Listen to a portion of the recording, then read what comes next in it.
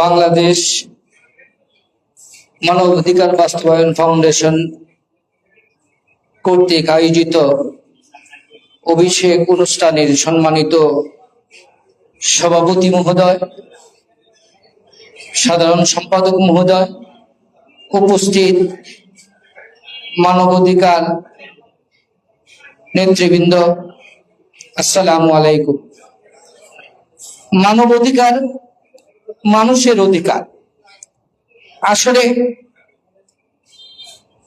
বহু বক্তব্য দিয়েছেন অনেকেই, কিন্তু মানবাধিকার আসলে যে সংগঠন, মানুষের অধিকার আদায় করতে গেলে আমরা হাজারো হাজারো বৈষম্যের শিকার।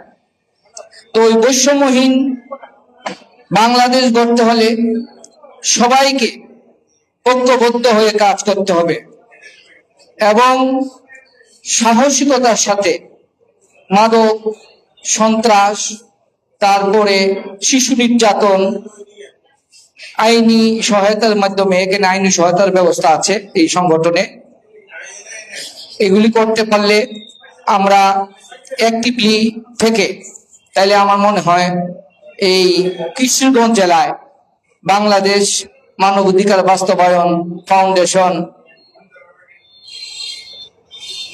এক উত্তরোত্তর উন্নতি করবে এই আশা, এই প্রত্যাশা ব্যক্ত করে সবাইকে রক্তিম লাল গোলাপের শুভেচ্ছা জানিয়ে আমি আমার সংক্ষিপ্ত বক্তব্য শেষ করছি।